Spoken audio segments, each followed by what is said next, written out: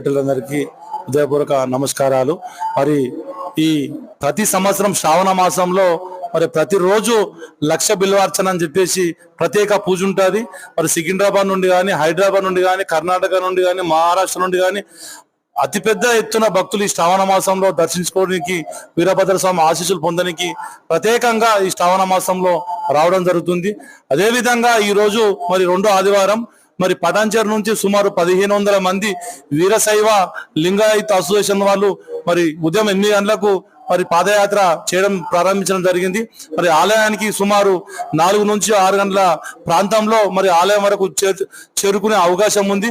మరి ప్రతిరోజు మరి ఇక్కడ ఎక్కడ లేనటువంటి నిత్య అన్నదాన కార్యక్రమం జరుగుతుంది. మరి గత 3 సంవత్సరాల నుంచి ఎలాంటి భక్తులకు ఇబ్బంది లేకుండా సుమారు ఈ శ్రావణ మాసంలో సుమారు 1000 మంది భోజనం రోజు తింటారు. మరి మామూలు టైంలోనైనా 200 నుంచి 300 వరకు ప్రతి నిత్య అన్నదానం రోజు ఉండడం జరుగుతుంది. మరి స్వామివారు స్వయంభూప టెంపుల్ కాబట్టి మరి ప్రత్యేకంగా ఈ స్వామివారికి సికింద్రాబాద్, హైదరాబాద్, కర్ణాటక నుండి మన లోకల్ పబ్లిక్ చాలా తక్కువ తెలియదు స్వామివారి కోసం. మరి బయట వాళ్ళకు ఏందనేది స్వామివారి కోసం తెలుసు.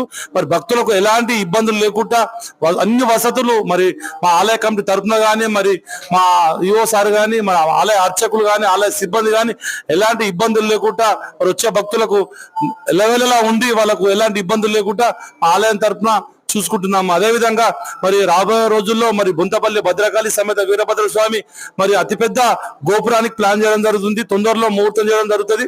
మరి ఈ గోపురం అనేది 2-3 రాష్ట్రాల్లో ఎక్కర్లేదు. మరి అరుణాచలంలో చూసుకున్నటువంటి 216 ఫీట్లు ఉంటది. మరి అదే విధంగా శ్రీరంగవరంలో 239 ఫీట్లు ఉంటది. 249 ముడేశ్వర్లో ఉంటది. ఈ 3-4 రాష్ట్రాల్లో ఎక్కడ లేదు 145 ఫీట్లు.